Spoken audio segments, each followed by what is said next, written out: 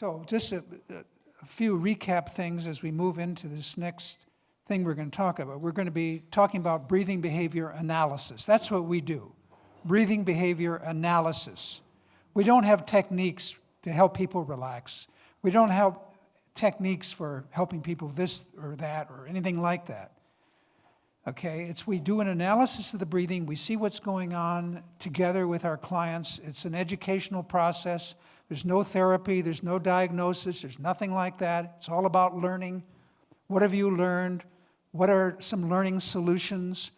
We bring behavior therapy, behavior modification together with respiratory physiology. That's what we do. That's what our work is about.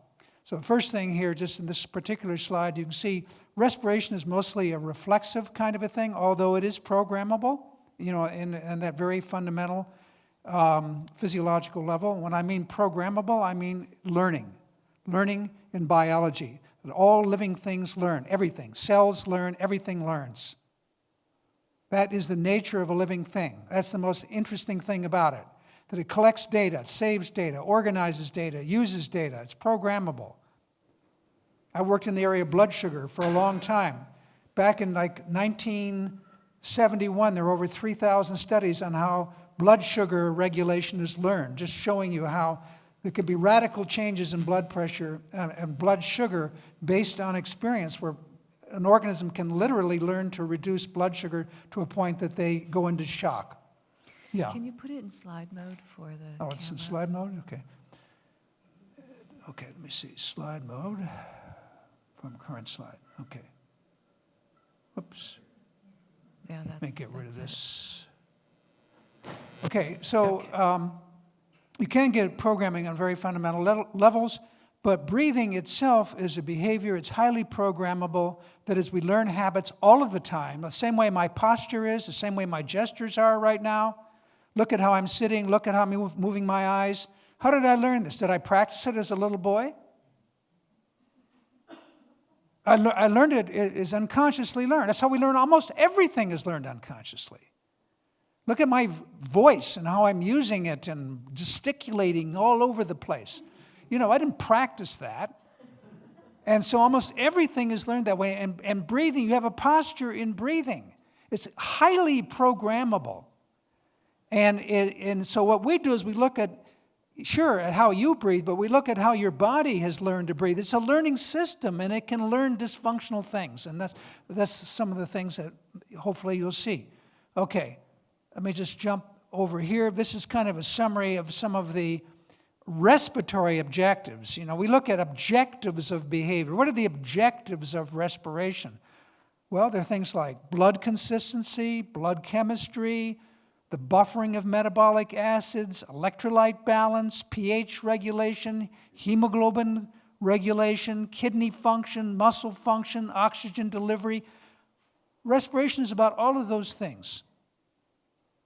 And our behavior affects them. These are behaviors, breathing behaviors. Like, where are you breathing? Diaphragm, what muscles are you using? Are you in the chest?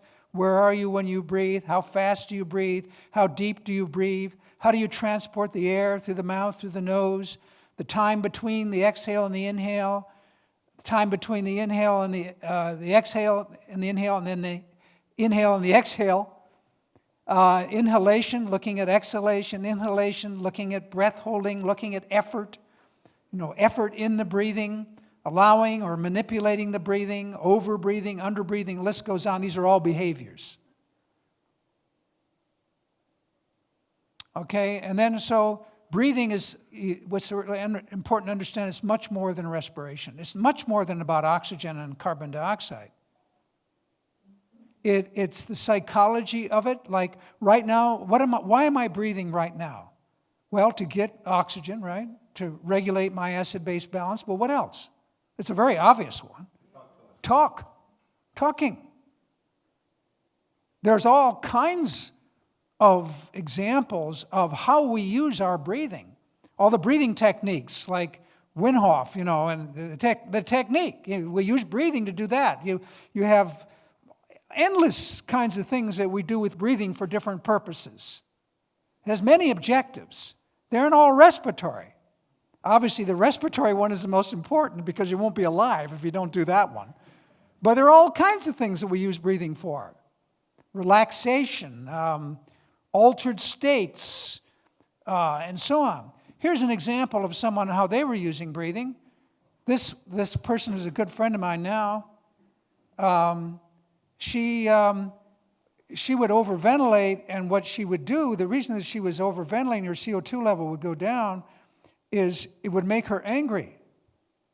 When she got angry, she could cope with her husband.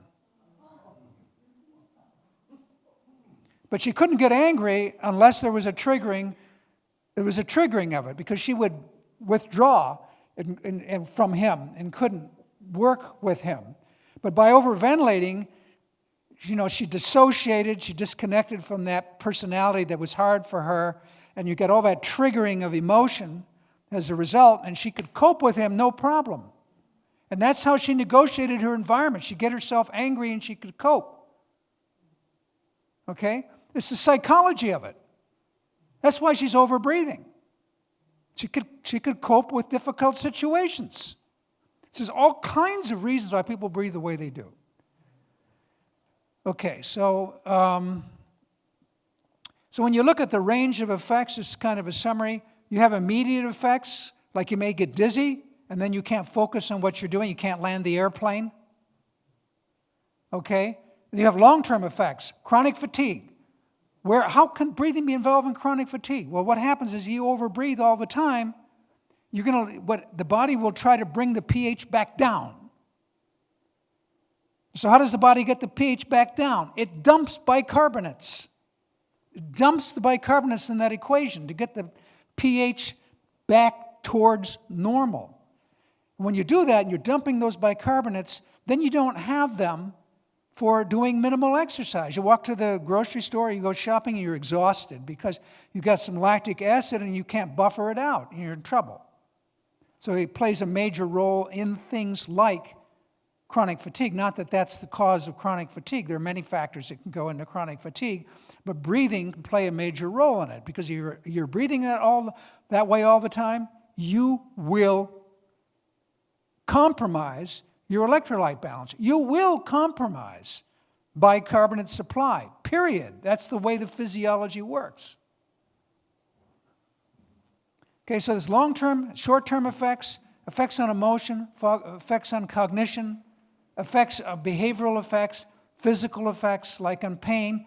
What will happen with pain if you overventilate? A lot of people, it will trigger the pain. So they have a pain issue, they're not experiencing it now, but when they overventilate, it'll trigger the pain for a host of reasons that we can't go into, but that's not always true. Sometimes it prevents the pain.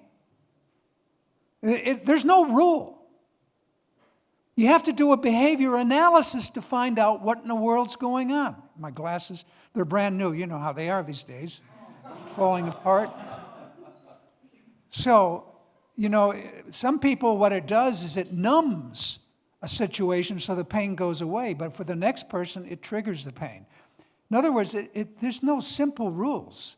And this isn't all physical. It is understanding that physiology is a programmable system, and that's what's been missing in healthcare. They don't look at how it's been programmed.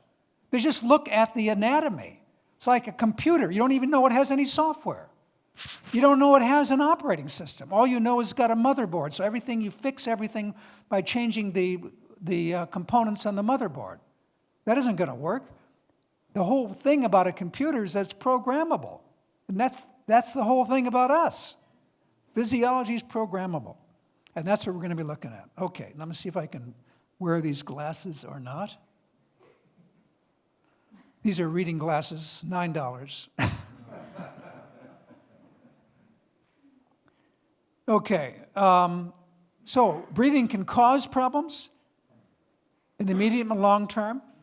They can trigger symptoms associated with other issues, and it can exacerbate or perpetuate symptoms, like, for example, in pregnancy. So, here's how we're going to start this next section now, and when we do our demo. The relationship between breathing and respiration, that is mechanics and chemistry, cannot be fully appreciated without understanding the psychological nature of physiology itself. Breathing, like any other behavior, is motivated. Breathing is motivated. And it changes as a function of its outcomes. It changes as a function of its outcomes. It serves you. It serves you somehow. Breathing isn't simply mindless automation of physiology to be somehow consciously manipulated in the name of self-help. It is truly so much more than this. Simply manipulating breathing physiology for well-intended purposes without regard to its psychological nature does not do justice to the richness and complexity of breathing. That's the message. Okay, looking at learning, breathing as behavior. So when is breathing good? When you say that's good breathing and that's bad breathing. What makes breathing good? What makes it bad? It's all about the outcome. If the outcome is something that you don't want, then it's bad. Okay? If it's something you're looking for, it's good.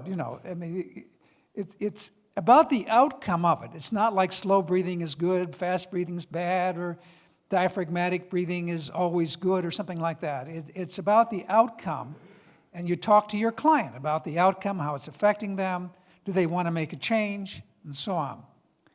Now, when you talk about respiration, of course, there are things that are good and bad in terms of whether the respiration is optimal or not, which we're going to be seeing. Okay, now here's what we do in breathing behavior analysis. Habits, all of them, are solutions. And they're all reconfigurations of physiology. And they're necessarily unconscious. That's the whole purpose of them, that you can live your life not having to pay attention to the way that you walk. They're unconscious, and they are really powerful, and they stay with you for a lifetime. When you get a phobia, like maybe you were bitten by a dog as a little boy or a little girl, and now you're afraid of dogs, is that a fear that's easy to overcome? Someone who has a fear of elevators, is that an easy thing to deal with? It's tough. It's physiological. It's built in. It's part of a habit. Air hunger is the same way. And a lot of what when we talk about breathing operates the same way. Those habits are rough. They're tough. You have to identify them. You have to find out what's going on. So how do we do that? First, we look at the behaviors that make up the habit. That is, habits are composed of behaviors. What are they? Like panting is a behavior. Breath holding is a behavior. Taking a deep breath is a behavior. What are the behaviors that are involved? And those behaviors, we discover them by talking to our client. And then we can see the physiology on the screen. And when you look at the signal you're going to be seeing, you can see breathing mechanics embedded in that signal. You can actually see breath pushing, you can see breath holding, you can see someone who's aborting the breath. That's a very common thing where people abort the breath all the time. So we look for the behaviors. Then what's the motivation for it? I'm aborting my breath, right? I start to breathe, and it goes out and out, and I take a breath every time. And what happens is I find breathing to be difficult. It's hard work. I constantly have to do it. I worry about maybe I won't take a breath. And I'm constantly taking this breath. And then when I talk to the person, I have them exhale. Okay, you're exhaling. And I ask you what you're feeling. What are you feeling? Do you have any air hunger in that exhale? Is there any fear in that exhale? Is there any anxiety in that exhale? Are any thoughts that are coming to you in that exhale? This is our work. Are there any thoughts coming to you? And so many people who've been around forever, breath workers, all kinds of people, worked with lots of Buteyko workers. I've worked with a lot of Buteyko workers who are severe overbreathers. They have very low CO2 levels, and they don't even know it because they never even bothered to measure it. They never measured it. I know some of the key players in Buteyko who are overbreathers, who were overbreathers, and never even knew it. Okay? So you get them to focus on the exhale, and they never did it before. And they find, that's really interesting. I do get air hunger. I do have some anxiety or little concern at the end of the breath as I approach the end of the breath.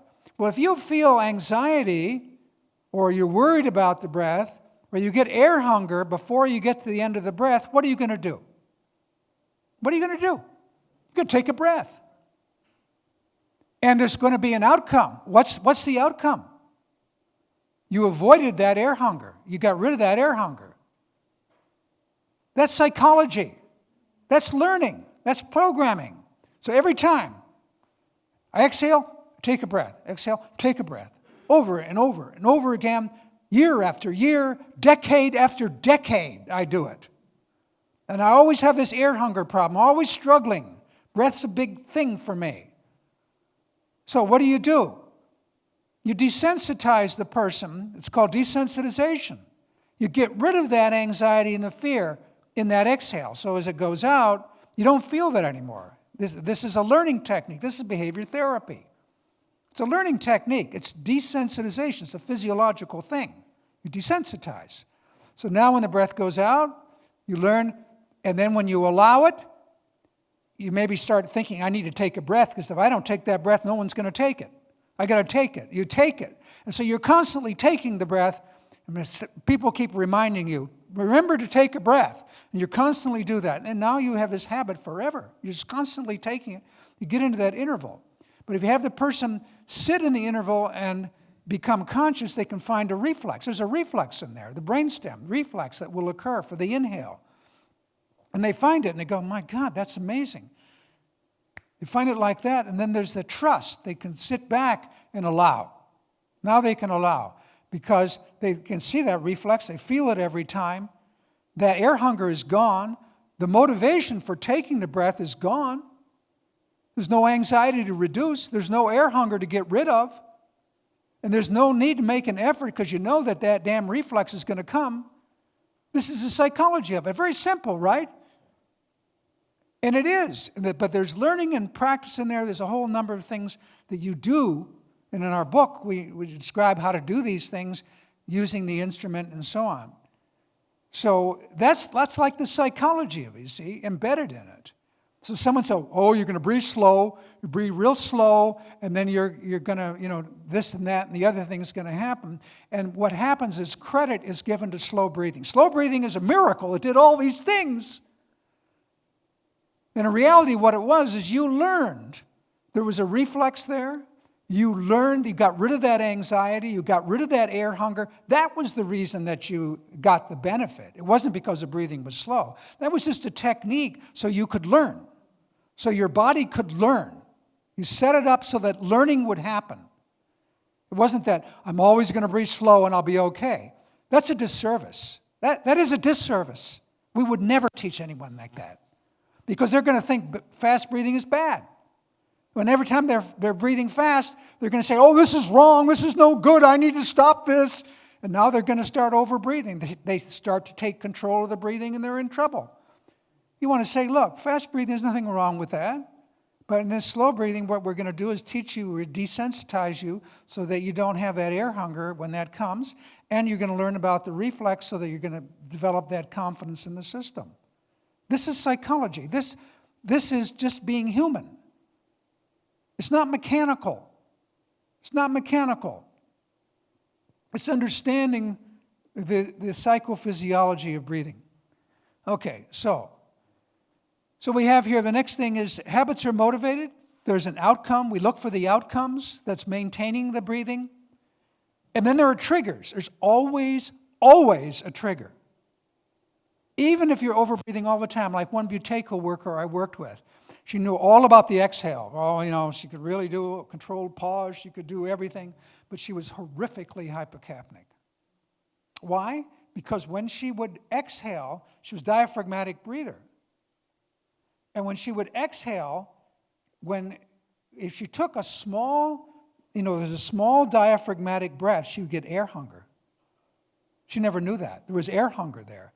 And so she'd take a big diaphragmatic breath, and she'd be over-breathing. It had nothing to do with the exhale. It had to do with her inhale. How do we know? We discovered it worked together. We found out that's what it was. What's the trigger? It's the sense that air hunger, she felt trapped in the diaphragm. You say, well, you feel free in the diaphragm. Maybe she didn't. She felt trapped in the diaphragm. So she would take a deeper breath to kind of relieve herself. Nothing to do with Buteyko training, had nothing to do with it. Nothing to do with the habit. It's irrelevant to the habit. But the trigger was built in so that it occurred on every breath, so she would always overbreathe. But in most cases, there's a trigger that comes from somewhere at a particular time and place, which is what we're going to be learning about. Okay, quickly then you have a lot of times misguided beliefs that go along with the breathing, as well as faulty interpretations of their experience. And then we look to see how the breathing itself, the experience of breathing may trigger emotions that we have to deal with, or a certain kind of breathing triggers certain thoughts, or a certain kind of breathing triggers certain kinds of behaviors that get in the way of good respiration. So the experience of breathing itself becomes an issue that we need to tackle. And then we look at the symptoms that may be created and how those symptoms are then mediating other emotions, thoughts, and behaviors that we need to deal with. And then we look at how the breathing is interacting with other issues, anxiety issues, anger issues, organic issues like blood pressure issues and so on, because a lot of times overventilating will drive blood pressure up if you have a blood pressure problem. It'll drive it up instantly. It's called white coat hypertension. People never explain it, right? White coat hypertension. Where does it come from? Why in the world, when someone walks into the room where there's a doctor, their blood pressure goes up? What in the world does it? Overbreathing, if you overbreathe, within 10 seconds, it'll drive that pressure up like that. Okay? So that's really enough of that. What we want to do is we're going to do, let's just see here. I'm going to just submit one thing. I think I'm just going to read you this quote of ours, and then we're going to do a demonstration. I'm going to pick someone. It says, breathing behavior analysis can provide a solution to this challenge where dysfunctional breathing habits, that is, learned physiological reconfigurations, are identified, including their effects, triggers, behavioral components, motivation, reinforcement, that is, the outcomes, and the history of them. We look for the history of the problem. Precisely the same principles by which people learn these maladaptive habits can also be implemented for overcoming these same habits and or learning new breathing habits that enhance health, learning, performance, awareness, creativity, and communication. Learning about how mechanics and chemistry work together is fundamental to understanding the effects of both unconscious breathing habits and intentional breathing training protocols on health and performance. Okay? So, I've looked at these things, and I would say there's, what I see here, almost half of you may have a dysfunctional breathing habit, if I were to guess. That would be my guess. I don't know until we look. But just seeing this, I can see a lot of issues.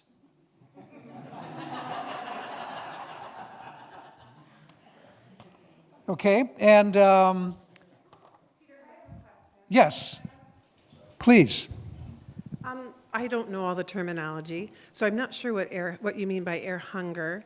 And one thing you're talking about a reflex. Are you talking about a reflex like in meditation they talk about the space between the breath, between inhalation and exhalation? That reflex you're talking about. That's the reflex in the brainstem.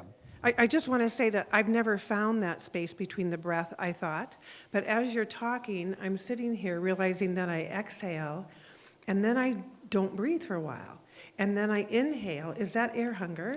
Yeah, I you see, don't know what you mean. between that exhale and the inhale is where that reflex, that brainstem reflex that's operating based on chemistry, will trigger the breath. And you can find that by focusing on becoming aware. Awareness training is fundamental to all of this. So you start with awareness training.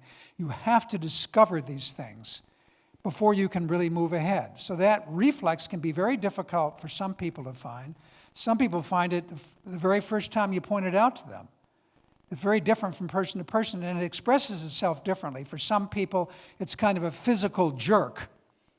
For other people, it's the sensation of I'm not getting enough air, and that's air hunger. I want to take a breath. I need air. That's air hunger. And that could be conscious or subconscious. Yes, absolutely, or unconscious, let's just say, unconscious. Right, because those motivations, habits are operating behind the scenes all the time. Just like my hands now, I just put them together. I didn't plan that. Yeah. So I've lost my ability to breathe a few times in my life. And so I'm realizing that I'm going to do your work. I mean, it's just really interesting to me. It's boring as heck on some level. And then it's so interesting. And then it's so interesting too. So I think that chronic pain, since I'm a child really, but more an adult, I mean, I could blame it on Lyme disease and this and that, but losing consciousness in a house fire and then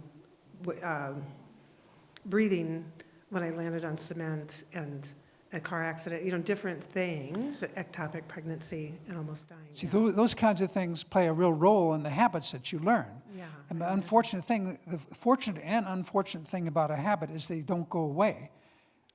You don't want to unlearn all the important things you learned about, say, standing with my gestures here that, next year I've forgotten how to do any of these things. They stay. Yeah. They stay. Yeah. And then you have to really find out what they are, what the elements are, and what you have to do to dismantle it and build something new. And that's all about the psychology of it for you. And then I work with you to help you through that. I mean, if I would be in a wheelchair if I didn't spend that 40 years with Dr. Feldenkrais's work, too. So, yeah, thank you. Yeah. Okay, so I have one person who I talked to earlier. Spencer, are you here? I didn't even have to ask him to volunteer. He's already going to come up. And so, Arshad, we need to get the instruments set up, and I need to talk a little. Why don't you have a seat right here? We're going to work together. And but I need to do a little discussion of the. You can do whatever you wish.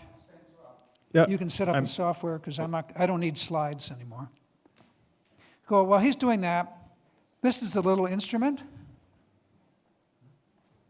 It weighs about 180 grams, about 6.5 ounces. And most capnometers are medical. They're like this. They're heavy. They're loud. They're noisy. It's something that took us years to develop. It's completely quiet. It's all Bluetooth. It works on cell phones. It works on tablets. It works on Apple computers, PC computers. It operates with software. Okay, it's a software-driven device that you'll see. Now, something about measurement as he's setting it up. Measurement.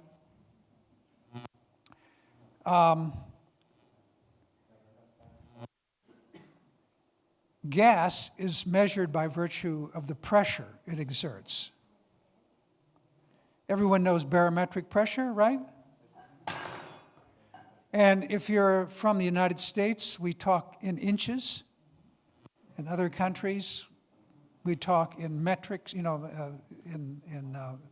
use the metric system.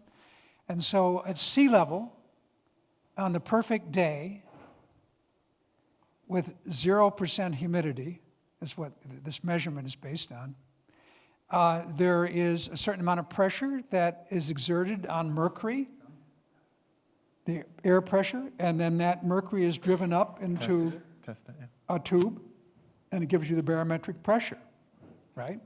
And so on the perfect day, that's 760 millimeters. The mercury will rise 760 millimeters. And that's the pressure of all of the gases in the atmosphere.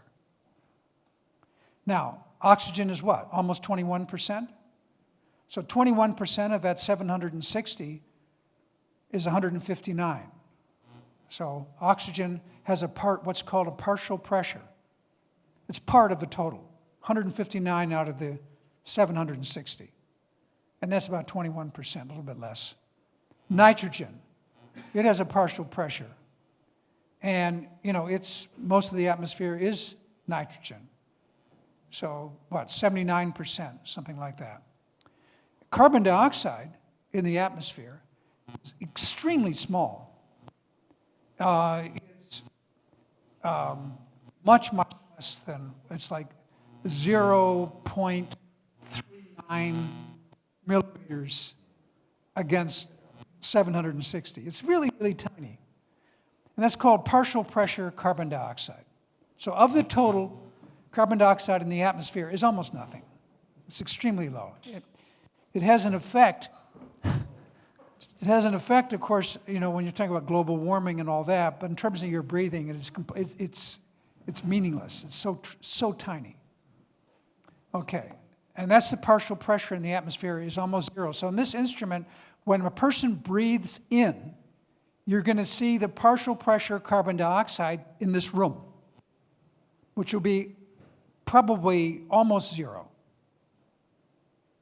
Now, when you breathe out, your body's generating carbon dioxide by virtue of metabolism. There was something you needed? Yeah. So your body is generating, as your body's going through its metabolic activities, it generates carbon dioxide, which then, of course, ends up in your lungs, some of it, and some of it, as you've already learned, is retained in the blood. Doesn't go into the lungs. Only that amount that results in an equilibration where the CO2 in the alveoli is equivalent to this CO2 in the blood, and the blood leaves with whatever the level is in the alveoli. So when you breathe out, as you breathe out, you'll see the CO2 level go up. And at the very end of the breath, that represents the CO2 concentration in your alveoli. At the very end of the breath, there's a peak. You'll see this peak. You'll see it in just a moment. You'll see the peak, and that's the value you're looking for. And there's a red line you'll see on the screen, and that's the minimum level that we want to see. So in normal, good respiration, CO2 is about 5% of the total number of gases, of the total pressure of all the gases, 5%. And 5% is equivalent to 38 millimeters of mercury. So in this device, you're going to see a scale on the y-axis of millimeters of mercury. And that red line is 35. You want to be at or above that line, 35, if you're not overventilating. If you're underventilating, it'll go up over 45. But you rarely, if ever, will ever see that, except when someone is very sick. So by and large, you're looking to see that line, as a person breathes out, go up over this red line, or at least to it. And so you'll see them breathe out, and then in, it drops to zero. Breathes out, it goes back up. Breathes in, it drops back down. So you'll see that CO2 movement. But really what that represents also is airflow. So you'll see if someone gasps, you'll see a little squiggy line in there when they gasp. If they're pushing the breath out, you'll see the CO2 kind of sneak up from a certain point because they're pushing. You get to see all kinds of mechanics in this wave, this raw wave as we call it, and it gives you lots of information aside from just the CO2, including your breaths per minute, because you can measure the time between the peaks to get the breaths per minute. So, what we're going to do, here's the instrument. I should mention here, I have neglected my dear friend here, Arshad Khan. He is from the UK. He lives in the UK. He's our Chief Technology Officer of Better Physiology, our capnography company. And he wrote all the software I designed the software, he wrote it, and then we worked together developing. We had other people on the team, of course, but he's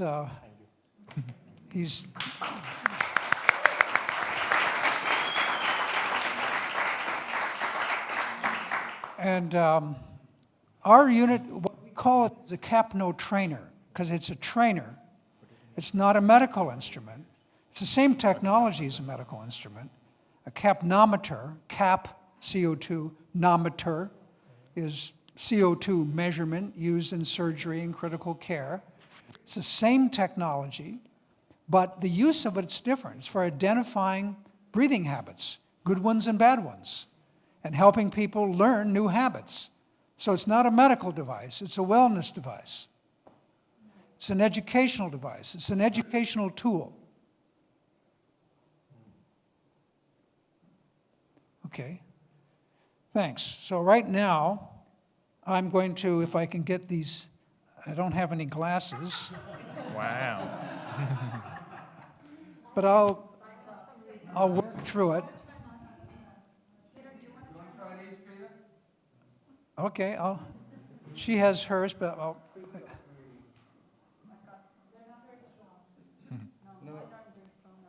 This is good enough. It's not a big deal. I don't have a strong thing. So now what I'm going to be doing is I'm going to be interviewing him, if you want to turn at an angle so we can work together. And I'm going to work with him. And then occasionally I'm going to talk to all of you. And I'm going to go back and forth as if you were a client and then talk to the audience. And the first thing I want to ask you is it okay if I share the information on the form? Yes. Okay. Because it's a lot of personal information. And this work is extremely personal. When you do this work, people are going to be crying, they're going to be doing all kinds of things. And they're sharing things that often is very difficult for them. Because a lot of people feel like you're looking into their soul when you look at their breathing. And it's a very intimate conversation that we have. So it's about being a good interviewer and a good communicator, and my helping him explore his experience. That's what the work is about. It's not science. It's based on the science. This is a discovery process where we're trying to get to the elements that are involved. Now you can all see, and you can see your breathing on here, and you see when it goes up, that's when you're breathing out. And then it goes down as you breathe in, and it goes down near zero because in this room, there is some carbon dioxide, and you can see it when it gets down to the bottom, maybe 1 millimeter or 2 millimeters or something like that. And you can see right here, for example, that is a, what do you call it, a gasp. What do you think that is? That's a breath hold. And it is an aborted breath. See how it's kind of a combination where he held the breath, like he held the breath here. And here he started to exhale, and then he aborted it. So this is an aborted exhale. Okay? Here's an aborted exhale. Here's one. How can I tell it's aborted? You see how high this is and how low this is? If he was really this low, it would take him at least 2 minutes to get there. Once you're overventilating, it takes quite a while to get back. So if he were here, it would be way down the line before he could get back up there. So I know these two are aborted exhales. Here again is a gasp. So you can see mechanics in the airflow as well as the CO2. Okay? Now, just wanted to acquaint you with that. And you can see the red line, and it's 35. I'm sure you probably can't read it. The numbers are so small. And the arterial level actually is about 2 or 3 millimeters higher than this. This particular measurement with an instrument is always 2 or 3 millimeters off because the blood in the arterial system, not all the blood is coming from the lungs. It's coming from the blood that also oxygenates the lung tissue and it mixes. So the actual CO2 level in the arterial system is actually higher than the alveolar level. Now you can see right here, he pushed the breath. See that? He pushed it. And so I could ask you, remember doing that? Yeah, I'm actually consciously looking at it too, which is probably bad. No, that's all right. Nothing It's bad. interesting, you know. So do you know what you were doing then? Yeah. What were you doing? Like specifically pushing, just What were Trying. you feeling while you were doing that? like strain, I guess, like straining to try to exhale as much as I It can. was an effort. Yes.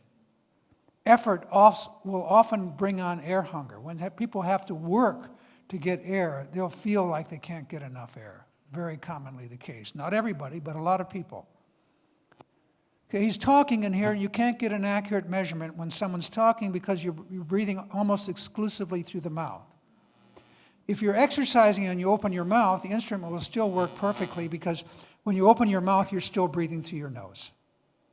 All you need is a trickle of air through the nose to get a good reading, but when you're talking, you don't. You don't even get a trickle a lot of the time.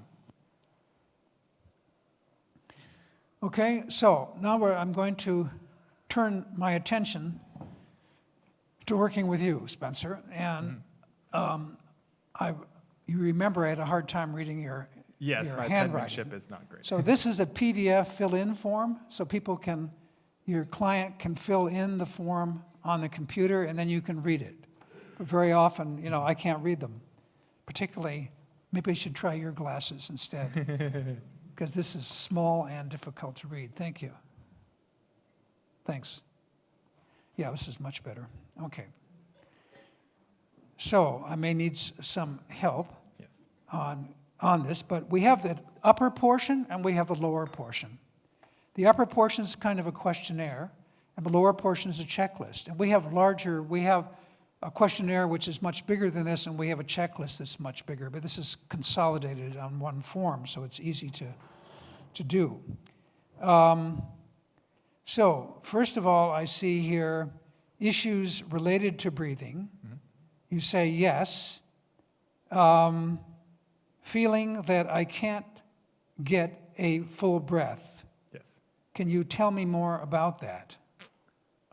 It just feels like when I do the inhale, there's not like the air can't fully get in unless I like specifically, consciously bring it in, whereas opposed to flowing naturally.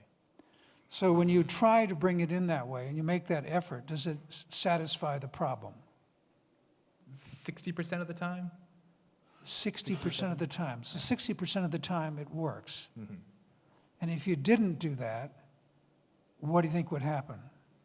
If you didn't make that effort, what would be the consequence? Would it be 100% of the time? What would it be? I mean, presumably I'd still be breathing. It's just, I guess, probably more of the behavior of thinking that I have the air hunger and trying too hard to fix it. You see, what you have a outcome that's working 60% of the time, and that's a great outcome, 60% of the time, and that's likely to keep you doing that.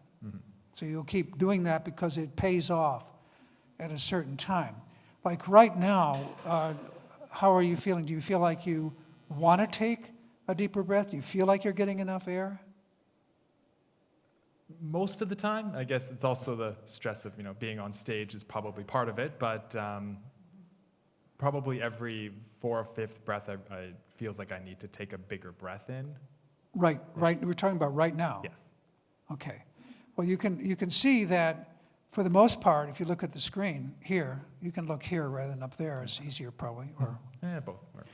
you can see that you are overventilating. You see, you are hypocapnic to some degree. You're at about 30 to 34, generally maybe, it's hard to say, 32, 33.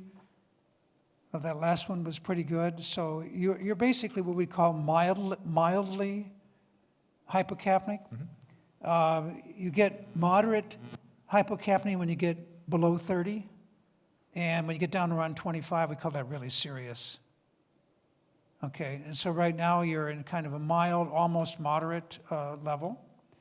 And I noticed there are a lot of symptoms that you reported here, almost all of them.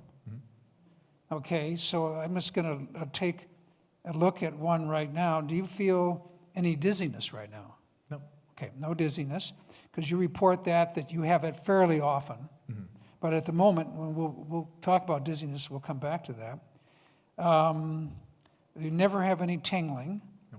So the unable to breathe deeply is part that you report there that's a lot of the time, Yes. which goes along with your having to take that breath. And so do you feel any, in your chest right now, do you feel any tightness or anything like that? No. Not right now. No? Okay, good. Though you sometimes have that kind of a feeling. Yes. You mentioned that you have that feeling when you're working or when you're performing and during, while traveling, it looks like, Yeah. if I'm reading that right. So what do you actually experience in the chest? Is it tightness? Do you feel limitations when you're breathing, or how would you describe it? It's kind of like more of a stress, like, making sure that I have everything. So you kind of just like try to focus more, and you kind of like tighten up to become remembering everything. Like when you work out, you're straining your muscles. In this case, it's more of like straining your entire body to kind of, oh, did I forget something? I had to do this or that, and it's. Because and I air noticed that travel. you, in that same situation, you indicated the same situation, you're unable to breathe deeply. So that unable to breathe deeply and that discomfort in the chest are going together. They're working together. Yeah. So that when you make that effort to get the air, then you start to get that discomfort. Do you notice when that happens where you're breathing, or whether you're in your chest or your diaphragm? In that case, it's usually chest. Usually chest. And of course, that would fit in with that tightness and so on. And also, of course, the chest is armored. And so you try to breathe through that armor, you're likely to feel like you can't get the breath you're looking for. Okay? So then I also noticed the same situation again, the effortful breathing that you report, same exact situations. That's interesting. And then also you report in those situations that you feel like you can't get enough oxygen. So all these things are tying together there. Yes. Okay? All right. Then just staying with your breathing issues here, moving to the next thing, that you have episodes of not being able to get enough air. Can you tell me about what that's about for you?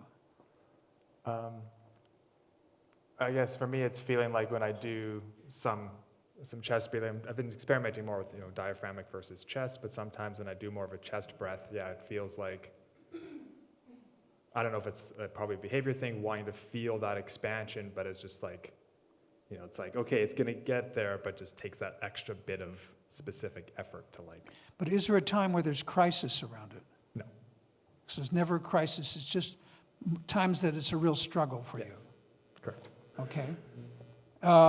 Then there's some physical injuries that you mentioned here in the ribs. Yes, I had some rib scarring. I ran a marathon 5 or 6 years ago.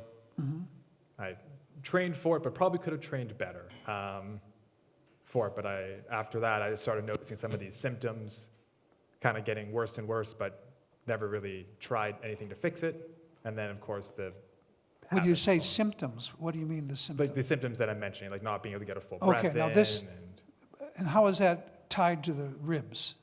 I guess that's something I found out later, that they did find some scarring, so I guess I'm kind of making that connection. I guess that connection may not be specifically there, but I did find that out later about the ribs. Did it hurt to breathe at that time? No. No. Did you have the breathing problem before you had that injury? No. No. So it occurred at the time of the injury, and that's when you found you had the problem thereafter? Yeah. Okay. Well, we just found out something, that his breathing issues are tied to that experience. Okay? So you just found the origin, one of the origins of at least some aspect of your difficulty. Correct. Okay? That's great. Then we have life traumas that you indicated, yes. I'm trying to read it, something Could you tell me what that is? I'm not Was sure. that What, up there again? Oh yeah, that's around the marathon. oh, that's the same thing Yeah, as yeah. the injury. Yeah, correct. Okay. And that's where the breathing problem was established. And how long ago was that? 5 or 6 years ago. And you've had the problem ever since? Yes. He's had this problem this whole time. This is something this man has learned. There's no question. He learned this based on that experience. This is how it comes about. Okay. And, he's got almost every single symptom here, yes, on this checklist. And almost all of them are these problems are there all the time. It's not just once in a while. He has it like daily. Literally the reason I'm here. Okay? So then we have pain issues, past and present. You say yes, and it says chronic. Where is the chronic pain? I guess this is the chronic of this breathing issue that I've been having. I guess it's not really a sharp pain. I guess it's more of the discomfort. I guess not so much on the pain. Is there a specific location where that occurs? Again, it's kind of the chest area. So it's kind of maybe an extension of that injury, Yeah. that it's kind of generalized into your sense of self Yeah. and the upper part of your thoracic part of your Yes. being.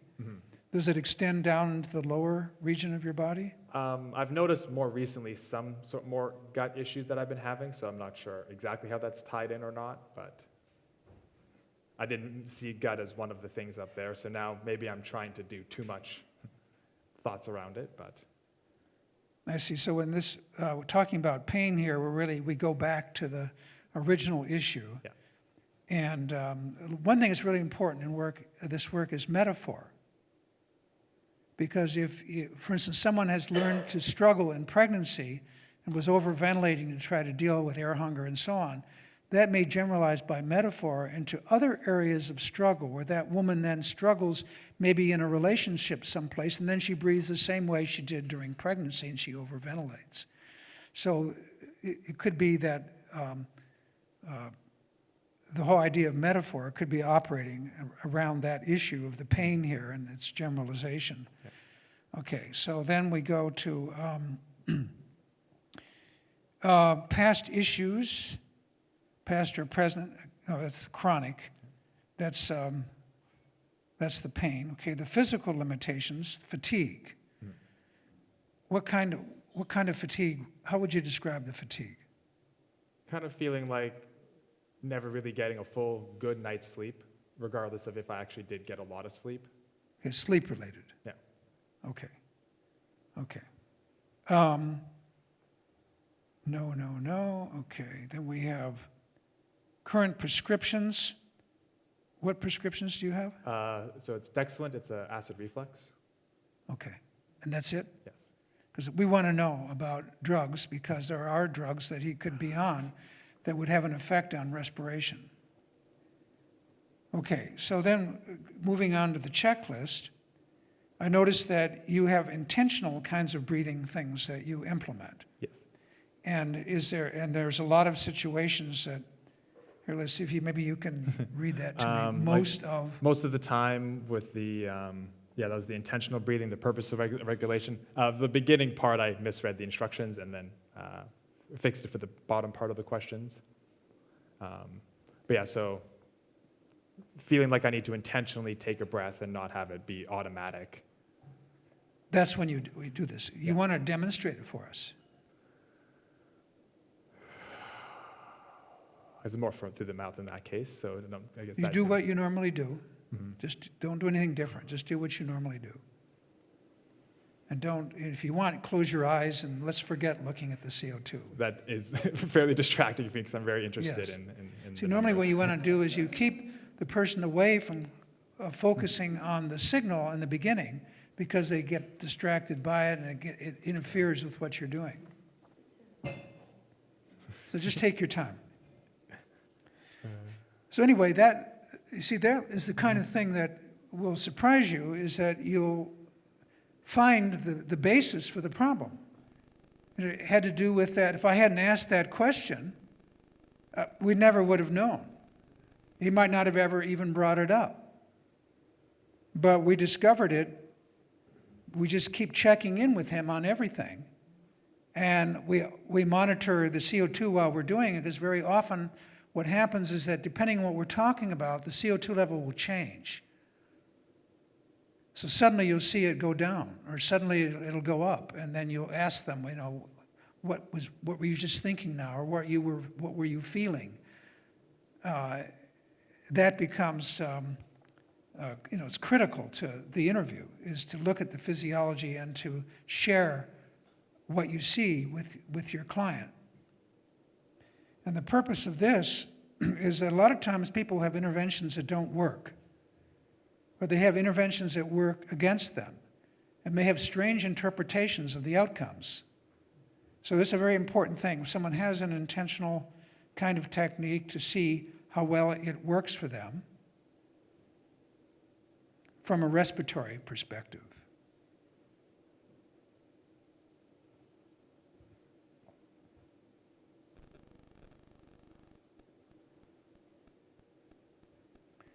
Okay, you can stop. We don't have that much time, but you can see that your CO2 levels went up. They went significantly up. They went to 35. But you can see also how irregular the breathing is, because that indicates effort, that he's doing something on purpose. Like that middle one with those three, right here, where he took, he let the breath out and he started to take it, and then he aborted that. He started to take it and he aborted that. In other words, he's keeping that breath out. Can you tell us about your technique? No. I guess it could be, as I'm kind of a amateur as far as like different breathing exercises and stuff are concerned, so I'm trying to incorporate different things that I've learned without real good guidance, I guess. So it's like, okay, make sure to fully exhale. So then consciously trying to make sure I fully exhale. Here it is. There's the effort, consciously trying to do the exhale. Yeah. Okay? And then you can see here, look, this is a gasp in here after he made that conscious effort. Then here, he aborted the inhale right near the end and then let the air out again. So he's really trying to make something happen. But you did get the CO2 moving in the right direction, which is a good thing. So there's something in there that's going on that's worthwhile. Then what I'm going to do, there's a lot of symptoms here that we're going to do some testing together here in just a second. And so we know about a lot of these things already: not exhaling completely, unable to breathe deeply. And so, you do abort the exhale quite a bit. And when you abort the exhale, then it's not possible to take a deeper breath because you're not letting all the air out. Yeah. So one of the things that I'm going to do with you I'm going to do two things with you. One thing I'm going to do right now is I want you to focus. Is just sit back, don't worry about the CO2 or anything. And I want you to essentially, and I'm going to show you how and tell you how, is to focus on the exhale. You just listen to me right now. Yeah. Okay, and so the exhale is a passive thing. When you're resting, you're not exercising. The exhale is something that just happens by virtue of relaxing the muscles that are responsible for taking a breath. There's no effort in it. The air just goes out because the air pressure on the inside is greater than the air pressure on the outside, so the air will just flow out. And as it flows out, it gets slow. It'll get slower and slower and slower. That's the way it's supposed to be. And then it'll stop. And of course, it's supposed to. And then when it stops, there'll be a short period of time that the system waits until a breath is necessary. And then it'll kick in. Okay? So I want you to observe that process, and here are the things I would like you to look for. First of all, is there any pushing? you're a third-party observer. This is one of the basics of learning to breathe optimally, or for optimal respiration, acid-base balance, is to be able to be a third party where you just observe. You're doing nothing. Nothing. You want to see how your body does the job. What does your partner, your body, do? Not you, but what does your body do? So, if you notice effort in it, that's pushing. Maybe you're not doing it, but maybe your body has learned to do that because of that experience that you had with that injury. Okay? So it may be pushed. You're looking for it. Is it being pushed? One of the things that pushing the breath will do is create air hunger. So is it there? Number one. Number two, do you have any feelings as you get towards the end? Is there any kind of anxiety, apprehension, air hunger? Any thoughts like, I need to take a breath? A lot of people will push a breath to get the breath over with. They push it out so they can get it, see, things like that. But you want to see what your body has learned. That's your mission. Okay. So let's give that a try. And I want you to notice that his CO2 level is pretty much, you can see how even his breathing is, but you can see where he aborted the breath once in there while he was listening. You see there was some breath holding in there. See right here? Here's like breath holding, aborted breath, right here, so on. Okay, so I'd like you to just sit back, and you can sit back in the chair if you want. If that's relaxing, that's fine. And kind of follow what I just described to you. So what we're trying to do is to find, I'm talking to them, we're trying to find some of the psychology that's embedded in this breath. And one other thing you might, if you have time, look for that reflex. But just take your time. There's no hurry in this. And there's a lot of discovery that can be done in something that simple as what I just described. A tremendous amount of information can come from this. Maybe not in his case, but we'll see. And then what we're going to do is we're going to do a test where I'm going to have him overventilate on purpose, which I'm going to tell you about how and why we do it. And that we get through that, kind of summarize where we are, and then that'll be the end of it. But you can see already, I know of course he'll hear this, that look at his CO2 level. It's really quite good. He's reached the mark, and there's no gasping in there. There's no aborting. Of course, he just heard us, and now he's breath holding. 100%, not So gonna lie. he's breath holding, okay? So why don't you go ahead, because I really want you to do that psychological exploration.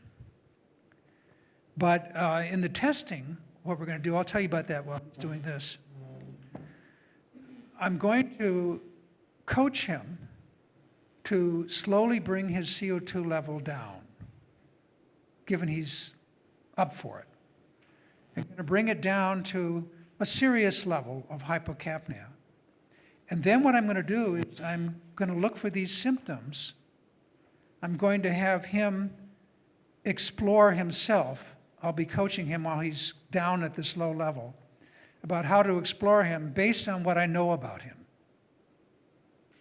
And then once he's been down there for maybe 3 minutes and I've coached him down, then I'll ask him to come back. I'll have him sit back and rest easy. And what you find is in a lot of people, they don't get back. They get stuck. And then we know there's a real problem. Because once they get stuck and they get trapped, they're trapped with those symptoms. And they don't know what to do. And they struggle, and they have all kinds of things that can come about as a result, where a person starts to panic and all kinds of stuff. But we're going to, I'm going to show you how we do that coaching. And we do it by having people take larger breaths. That's all we do. There's no fast breathing. In fact, their breathing rate usually drops to about half of what it normally is while they're down at that really low level of CO2. So Spencer, what did you find in that exhale? I find naturally it feels like I could exhale more, but like it doesn't need to. Like, because sometimes when you notice I was pushing is because it felt like I could get more air out, but I didn't need to Okay, get let's more air back out. up with that. So you felt like, he's saying, I felt like I could get more out. Why was that even a question for you? So you were thinking about how you could get more out, Yeah. but that you didn't need to. Okay, now when it went out, as it was going out and coming near to the place it was going to stop, did you have any air hunger or any anxiety or anything like that? No. And then when it stopped, you had that thought, the thought that you could push more out. Yeah. But that was all. There were no feelings, no air hunger, no anxiety. Well, your CO2 levels were very good during that time while you were doing it. And that's what we'd like to see. And now you notice you're back down again. And of course, your breathing rate has gone way up. Notice how much denser those breaths are? You're breathing twice as fast as you were before. Okay, but your CO2 levels are about the same as they were when you were breathing half that rate. Right in here. So the breathing rate didn't have much of any effect on the CO2 level. You can just let it run.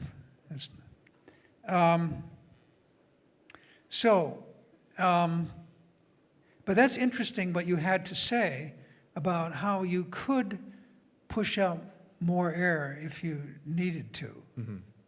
Why would you need to? I don't know. So there's a thought that came upon you. Yeah. Did you ever have that thought before? Yeah. You have. Okay, that's really important. When do you have that thought? I guess because reading more things online, it's like, oh, fully exhale. So it's like, oh, does fully exhale mean get everything out or just as much as you need to? So I guess it's kind of. I mean, I'm not talking about this session. I'm talking about other times in your life. So you have that sense that maybe you could get more air out. Yeah. And that obviously in some way raises a question for you, Yes. a concern. And that question was, again, the concern was, Like, do you need to? Like, what's the right, reason? you're behind concerned about getting enough out. Because if you start to do that, you think, well, maybe I should get more out, and you push it out. Now you've taken over the breathing. Yeah. You've taken charge of it. And that will create air hunger, because you have a serious air hunger problem. You constantly feel like you can't get enough air. That will play a major role in that. If you do that, you're going to take a larger breath. When you push the air out, you'll get air hunger, and you will take a larger breath, and you're likely to start overventilating. Okay, so now what I'm going to do, if you're up for it, I'm going to do this little test with you. Okay? And what I'm going to do is I'm just going to set this up.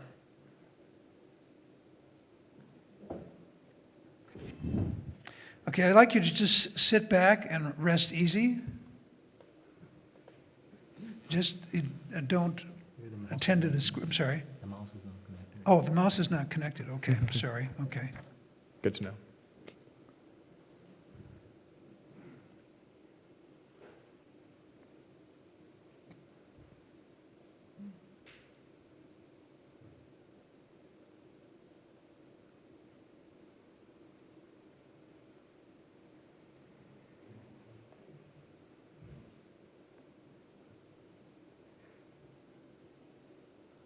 No, I think I'll just go over here instead. Hold on a second.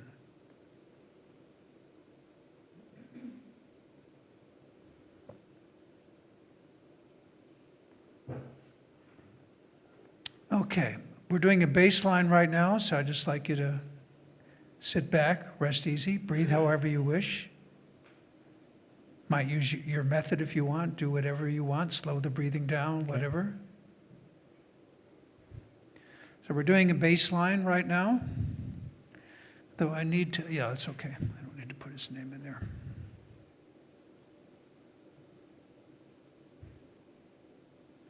You notice how his CO2 is so much better since we started. That's what we like to see. Ideal is 40, 38, something like that.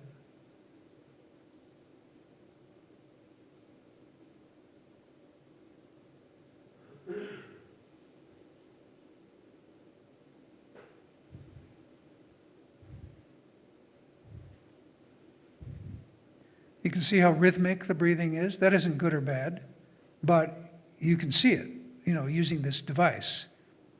You can see that little gasp that occurred. You see he's not breath holding.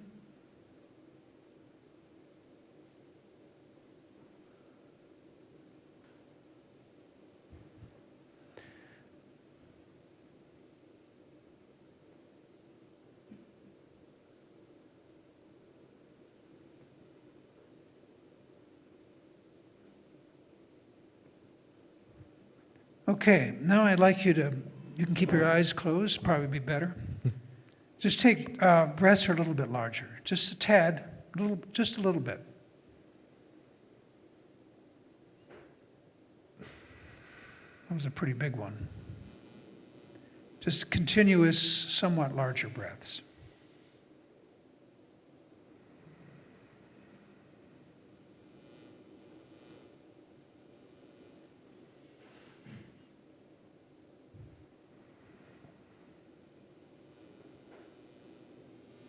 That's good. You're doing a good job taking larger breaths.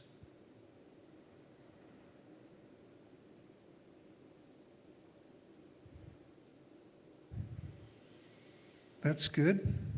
Just keep that going. You're down to about 30 millimeters right now. We're going to bring you down to about 25. So just a little bit larger.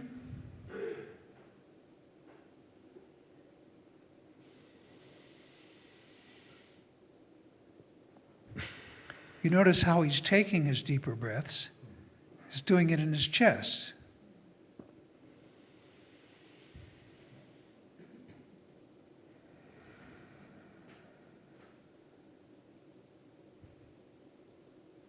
Okay, you're doing well. You're coming down.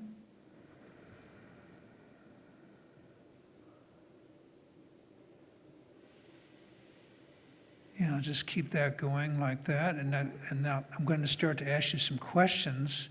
And I would like you to keep the answers to yourself. And then I'll ask you about the answers later on. Okay? But keep that deeper breathing going. Maybe a little bit larger. And he's down around 7 breaths per minute, something like that right now. Okay, just a little bit larger. Now I would like you to notice, you can open your eyes if you want, notice whether you feel any dizziness. Don't give me any answers, just notice whether you're dizzy. Keep going with the breathing. Look around, see with your eyes any kind of blurring going on. Notice my voice and whether it seems further away from you than it was, or closer to you, whichever it might be. Notice if any emotions are emerging for you. Again, keep the breath a little bit larger. Notice if any kinds of anxiety or apprehension are coming forward. Do you feel like you're getting enough air? Are you getting enough oxygen? Do you feel any nausea? Again, a little deeper breath. Notice if you're getting a headache of any kind.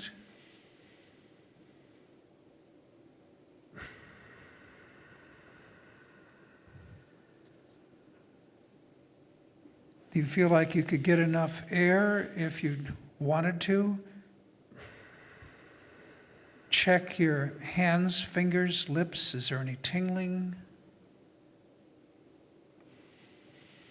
Does this remind you of anything of your breathing and at other times and places in your life.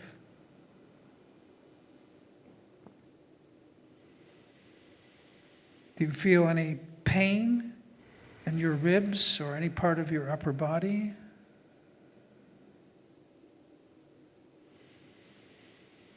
Do you feel like you're getting enough oxygen? Is your consciousness clear, or do you feel a little foggy? Let's try something. To yourself, I'd like you to count by sevens from 200 to yourself and see how quickly you can do it.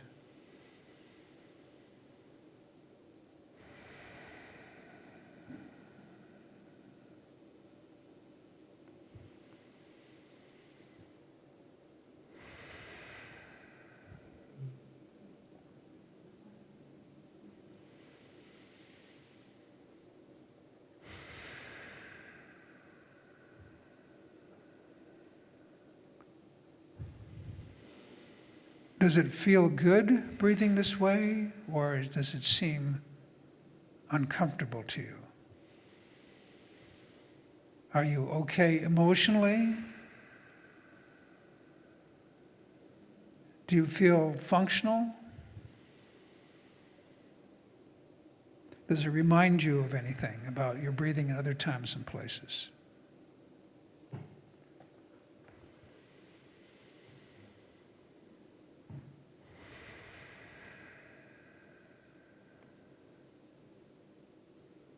Okay, just sit back and rest easy in your chair. And you can open your eyes and we'll have a conversation. Did you get dizzy? A little bit, yeah. Did you have any tingling? Yes. Did you feel disconnected from my voice at all? No. No. Did you feel closer to me or further away from me? Same. The same. Did you have any kind of, when you counted backwards by sevens, what did you find you could do? Very difficult. Lots of effort and kind of getting distracted, not able to continue, like remembering where I was. You couldn't remember where you were? Like in the Yeah. number sequence. In the numbers, right, lost track of it. Yeah. Yeah, okay. And did you have any kind of emotion emerge during that time? Definitely a lot more anxious. Not sure. Probably because I was like trying to consciously do it more. So it's like, am I doing it right? Am I doing it enough? It's, yeah. So you were somewhat anxious. Yes. Did it remind you, I notice your eyes are kind of closed now. Is there something about that when you do that? Is that something you do when you're thinking, or? I guess I'm just trying to not think about breathing mechanics again, to try to reset myself a little bit. I mean, just now, you mean? Yeah, just now, yeah. Yeah. So was there, what motivation was behind trying not to? Why were you trying? I guess earlier, as we were getting kind of the baselines, I was like, okay, let's get into a nice relaxed state, try to not worry about it. So trying to emulate that same, visualize that same experience to try to get myself back. My heart's racing a little bit more, I can tell. Yeah, so we also, you could do heart rate variability with this, because you could take a polar belt, for example, connect it by Bluetooth, it automatically connects, and we could watch all of his cardiovascular activity. So if someone, has this unit, most people go out and buy an $80 polar belt, and then they can do heart rate variability and look at autonomic nervous system activity while they're doing this work. So did this remind you of your breathing anywhere, anytime? Yeah, definitely. Like when I was like trying to get the full breath in, I've definitely done that in the past, not necessarily for that length of time, but every now and then I have in the past tried to get to that like over breathing, because again, it feels like the chest is open, so it kind of feels like it's open, but obviously when you're doing it too much now, my fingers are still tingling a little bit. So what about air hunger? I definitely feel a bit more air hunger now, especially kind of trying to rebalance myself, I guess. It does feel like I kind of went way out of balance just now. So you see, air hunger translates and feeling he's not getting enough air, when in fact, he is very significantly over-breathing still. If you look at this,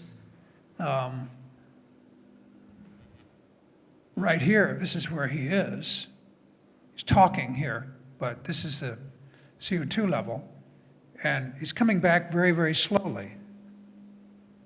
And so he still has the tingling, and he has air hunger, and he feels like he's not getting enough oxygen. What he's doing is overventilating. So if he feels air hunger, he's likely to keep trying to get more air. He's likely to do the same thing he always does and reaches for that air when you're there. And so people get trapped in it. And when there's a lot of emotions associated with it, then they get trapped with all those emotions and so on. So, again, you say this is similar to some experiences that you have normally in your life? Yes. And do you think maybe you get trapped? Yeah. Oh, yeah. You do. Okay, because the issue that you're presenting is you have this air hunger all the time, you don't want it. Yeah. So the goal is, in working with you, is to get rid of that air hunger where you feel like you don't have to constantly reach for air. Because you'd mentioned to me earlier, as well as here, that this is a constant thing that you've had to deal with, and you've been dealing with it ever since that accident. Yes. Well, there's no doubt in my mind that you can get over that. No doubt whatsoever. It's a question of developing an awareness and then addressing these behavioral elements. And what we do in our work, which is we do what we call negative practice. So the person practices the habit that's an issue, and they become an expert at doing the wrong thing. And when you know how to do the wrong thing, you know how to stop the wrong thing. So the habit becomes yours, that issue that you have, that air hunger, and that trying to get those breaths, you own it. You learn to own it. So you can put it away or you can pull it out at will. Okay, I'm going to create air hunger now. I'm going to, do what I used to do, no problem, but in 5 minutes I'm going to stop doing it. That's what negative practice is about. You become an expert, and then you own that habit. And when you find yourself doing it unconsciously, you know exactly how to stop it because you've been practicing doing it and not doing it. But chances are not doing it is going to pay off to a much greater level than doing it. And so that you'll do it automatically. You'll start not engaging in that trying to get a breath all the time and bringing on that air hunger, that you'll do the other kind of breathing because it works. It works better than what you're doing. It'll serve you better. But on the other hand, from time to time, the old habit may come back, but you'll know how to abort it because you've been doing the negative practice. But anyway, what do you think you've learned in this? That's really interesting. Like I mentioned, I never really felt the tingling in my hands before, but doing it through how long that was, I definitely felt it a lot more, like the tingling that's in the fingers. Like within a minute or within a couple breaths, I was definitely feeling that tingling. Within a couple of breaths. So you'll know when that's happening. As soon as you feel that tingling, you'll know right away that that's what's going on, that CO2 level has dropped. So that's an awareness now, an awareness piece that you can use. And it becomes yours. That's your sign for what's happening. What else can you tell us? Definitely there's a lot more brain fogness, like not really being able to concentrate, maybe because I was concentrating too much on trying to breathe, but No. Sorry, what was the question? But that's good what you're saying. You're saying that you were the brain fog. Learning. Brain fog. You were trying to interpret it. Yeah. Just observe it. The first thing is just to observe and not mix it with the interpretation so you can try to figure out what really is bringing it about rather than saying I'm trying too hard or something. Yeah. Because we were creating that by virtue of the way you were breathing there. We were creating that condition. The CO2 level was low and your ability to focus, and anybody's ability just goes offline. So it went offline, but then there was your way of interpreting it. Yeah. Was that I was trying too hard or something. But what that trying too hard translated into really was that low, that kind of breathing you were doing, Yeah. which was getting in the way of blood flow in your brain. Mm-hmm. Does that make sense to you? Yeah, makes sense. So you think you do that or not? Previously I definitely did do that type of breathing, but not that often, but I definitely would have bouts of doing that type of breathing before. Yeah. And maybe you're also not aware of it when you do it, when you're in certain situations, because you have the air hunger problem all the time, so much of the time. Yeah. There's something going on there with that air hunger in the way, and the CO2 that you'd want to explore. Yeah. So, but it's interesting that you can feel like you need more oxygen when in fact you're overbreathing. And in some ways you're not getting enough oxygen because you've got reduced blood flow to the brain, you're getting hypoxia in the brain, you're getting reduced blood sugar in the brain while that's going. So in some ways it's real. Yeah. So anyone want to ask him questions? I'd like to. Microphone's coming to you. Yesterday in the lodge, Yes. you got out first. Yes. Second. Yes. Almost. Second. Yes. And I have a feeling that's what was happening in the lodge, in the hot air. Yeah. And when you were in the water, you were trembling, like Yes. you were lacking oxygen. Is that a feeling I have is wrong? How were you in the water? I guess with that, there was a bit of the shock going from the cold, so the hot to the cold, but it also felt like my body needed to move to like shake something out. I think once I was because with this in the sweat lodge, I was kind of nearer the fire to begin with, and I moved further away before leaving. But definitely within the water, like it definitely helped to restabilize the breathing, because I was kind of over, like again into the. It didn't have the numbness at the time, but yeah, definitely being in that water helped to cool me off and kind of maybe rebalance it a little bit more to be more natural, I guess. Yeah. When you got out at first, you expressed nausea. Yes. Going in is nauseous. Yeah. Nausea. And dizziness a little bit? Yes. Off balanceness. Yes, off balance. I helped you Yes. come down. Yes. Okay. It's just that I make the link. Yeah. See, that's the kind of place we'd want to measure his CO2 level, because a lot of those things will happen because of a low CO2 level, being Yeah. off balance and all Yeah. those kinds of things. Yeah. Can have a major impact, and it can happen in seconds. Yeah. So, Sandra, do you have anything you want to point out? Please. Microphone. Oh, I have a question. yes. When you, when Peter sort of guided you through the breathing, Yeah. making you more hypocapnic, the observation that I was looking at, that you were uncomfortable. Yes. And Yeah, you I looked could uncomfortable. notice the uncomfortableness, and I could feel, and I just, I could see that there was something familiar about that state which you didn't really like, and I could see your leg moving, I could see your face contort, Mm-hmm. and is that even now when I bring it up? Yeah. I want to ask Peter, how is that linked? Because when you took him through that, it was a familiar place, and he looked very uncomfortable. And You that could see it. It was very linked to clear. He something looked emotional really and something uncomfortable. there. So Yeah. how do you make that correlation? What's happening there? Well, this is that's the key, is to find out what he's feeling. And that's we were asking him about his emotions and things like that. And that what he could relate it to anything in his past or in his current life, those feelings he was having. And he gave us information about that. But we could see nonverbal signs in your body that you looked like you were getting quite uncomfortable. Yes, it's very uncomfortable. But as that emotion was something that I have been doing in the past. Again, not that consecutively, but definitely I've done that, kind of to your point, I have done that before. And it obviously doesn't fix the problem.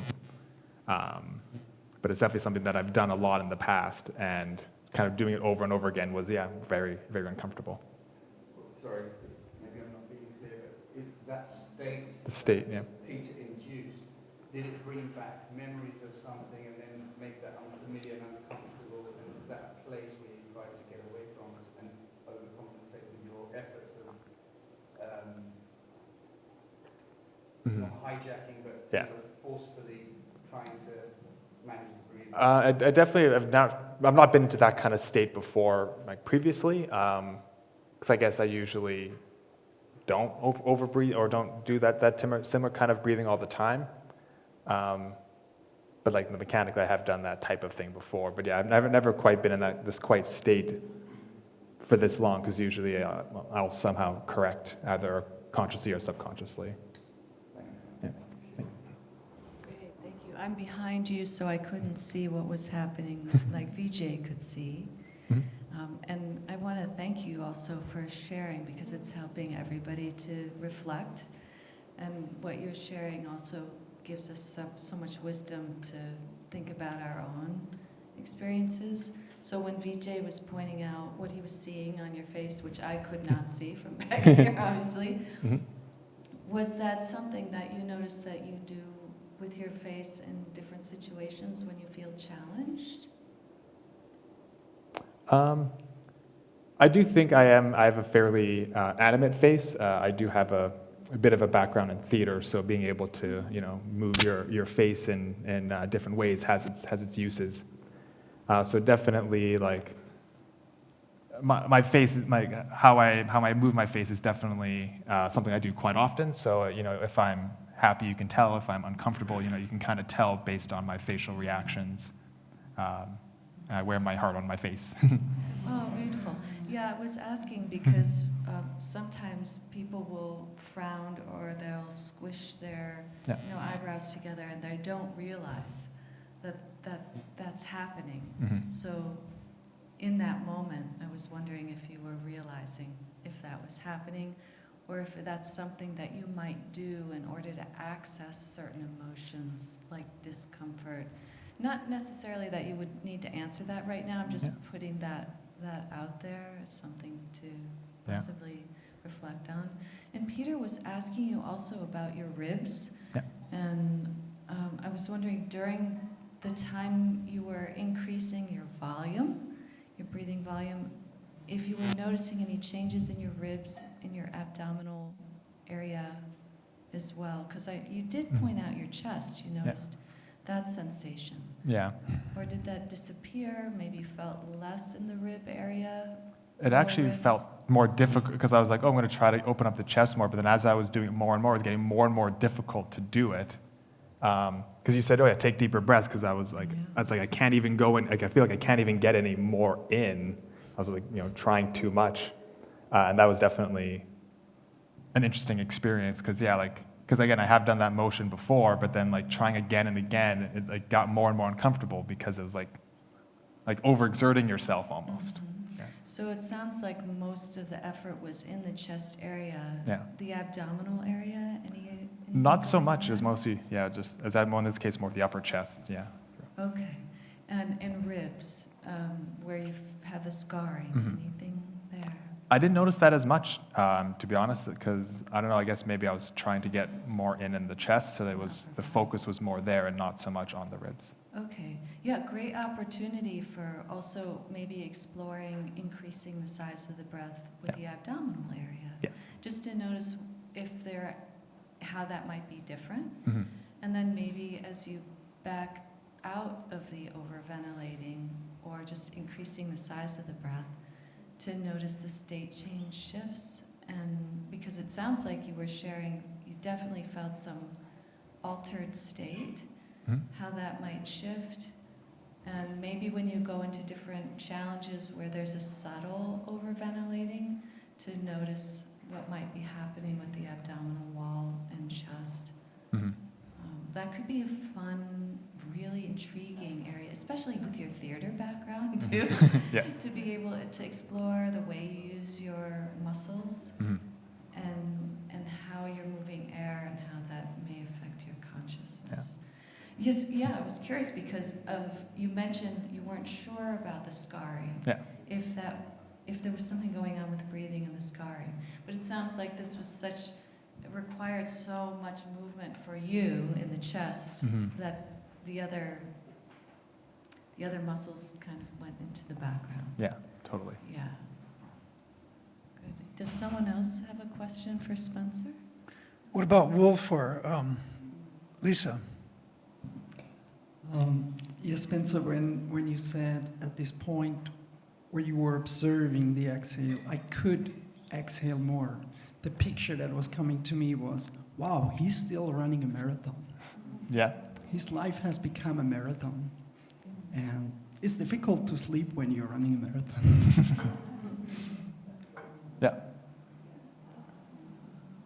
Thanks, Wolf. I think that's the perfect example of the metaphor that Peter was alluding to earlier. That initial effortfulness of the run, and then the healing process of the extra pain has locked you in unconsciously. Yeah. Yeah. And as Sandra said, with some explorations, there's a lot of room to move here. Yes. And with just adjusting, we didn't even give you a technique. You just watched your exhale, and that brought your CO2 up, which means your body is already moving in back to the direction of what it wants. Nice. Anybody else? Take one or two more. I see we're very over time, but it happens. At one point, you asked Spencer to just watch his breath. It sounds like meditation to me. So when I started meditating, I realized I was attempting to control every breath. Yeah. And then when I felt myself as the breath up here and just watched, everything shifted because I wasn't trying, it's just observing. Yeah. It was just interesting observation about what Dr. Litchfield asked you to do, just watch.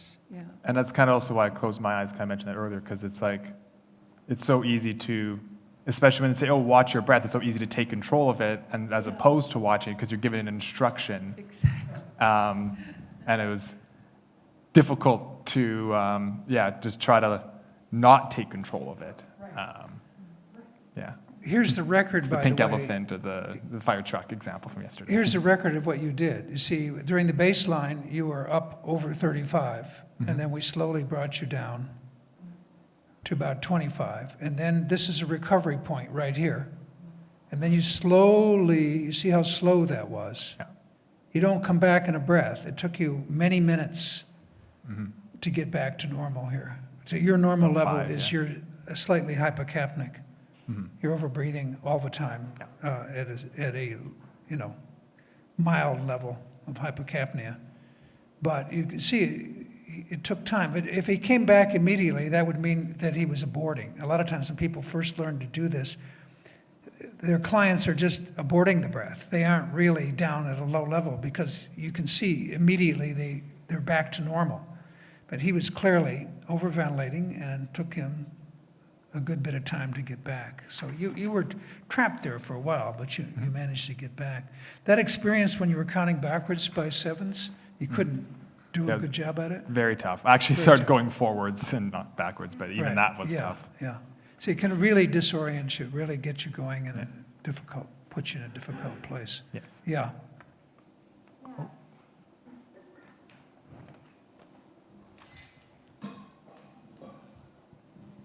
So you had mentioned that his baseline was when he first sat down and started, and I'm curious though, when his baseline actually be when we've been talking and he's just sitting here and breathing normally? Because when he sat down, there was that, I suppose, efforting of the exhale to, okay, I'm conscious about my breath.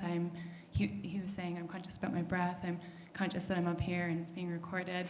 Whereas when we've just been speaking right now, it's kind of faster. The exhale is a reference point. That's all that is. We need a reference point to start from. And so just by having someone sit back, and he was pretty close to normal, and if someone's already down low, you're not going to do this. I mean, they're already down there. And there's so many different ways that we test. This is just an example of what we might do with somebody. But that baseline, we wanted to have a constant reading to start with, and then slowly work him down by coaching him. It's a reference point, and then we want to see if he goes back there. We want to see him get back over 35 if he started there. If he didn't start there, then of course we want to see him get back to where he did start.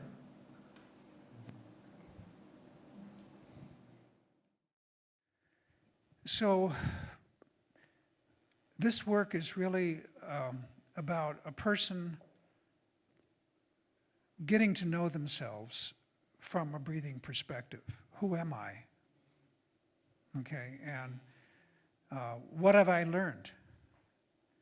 And how is it that what I've learned is affecting me? And what can I do to improve it? How can I maximize performance? How can I improve my health by optimizing my respiration? We want our respiration to be optimal all the time, unless for some reason we decide to do something different, like holotropic breathing or something like that. Most of the time we don't walk around, on LSD. We take it once in a while. So, some people do. I don't anymore. But so with breathing, you can use breathing as a tool, like you can use your hands and arms and legs and all of you to do different things, which is what a lot of people do in breath work. But in doing breath work, you need to be aware of how you're impacting your physiology, how you're impacting respiration itself and the acid-base balance. And you always want to get a person back to optimal respiration, no matter what you're doing with them, whatever techniques you're using. You want to make sure the person, when they leave, leave in a good place. And you don't want them to learn a dysfunctional habit as a function of what you've been doing with them. You want to make sure the person is properly informed as to what good respiration, is that something of mine or no? You want to make sure your person leaves with an understanding of what they did and how it affected them and what to be aware of. I mean, it's a really important thing. And also, you can, with people who are compromised physically in some way, you can do a real disservice to them if you use a technique that compromises their respiration. You can bring on an asthma attack easily. You can bring on a panic attack easily. You look at, as I say, 60% of the ambulance runs in the United States of America are acute symptoms. That is, symptoms brought on by something in the immediate sense, where they end up in emergency. I mean, it really does have dramatic effects. And so one has to really be aware of that. And you could have an angina attack, you could have an epileptic seizure, you could have a heart attack, you can have all kinds of things as a result of breathing that way. So you always want to make sure your client is healthy. It's like fitness. Someone goes to a fitness club, you want to make sure the person isn't overdoing it and they're not doing something that's inconsistent with being careful about their condition. Same thing with the breathing.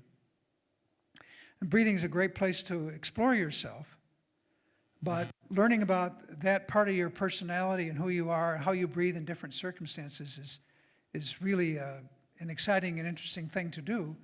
Working with the U.S. Special Forces, they announced to me, they said, and I was working with the directors of this performance training center for the U.S. Special Forces, said this is the missing link of everything we've been doing. And the idea is to really learn to self-regulate from a breathing perspective. It's not just interventions, so that when that Special Forces person goes out on the field, they don't introduce an intervention. They just breathe correctly, optimally, automatically, immediately. And that's where you want them to be. That's where we all want to be in most of the time in our lives. We want our respiration to be optimal. It's fundamental to health. It's fundamental to good performance. It is. It's absolutely fundamental. And it's not about relaxation or any of those things. It's about respiration, really having the acid-base balance where it needs to be at all times, unless you're taking a trip.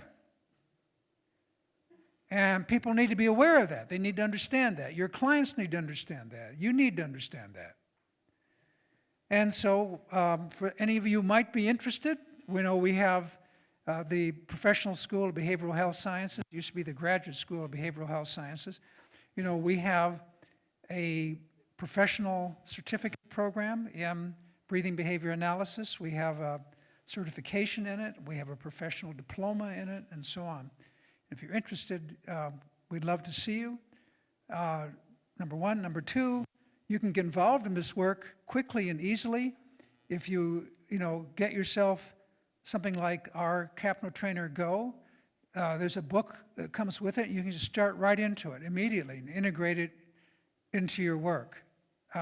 Tomorrow you can start to integrate it and learn it little by little with all the practicums that are built into the book, and also will soon be integrated into the software. So you can just go in and actually do the practicums in the software and really bring respiration to your work as a breathing expert. So it's not just the breathing, it's also the respiration, and really address that and integrate it with what you already do. That's what we would want to encourage you to do. So thank you very much for your time and your attention. Appreciate it.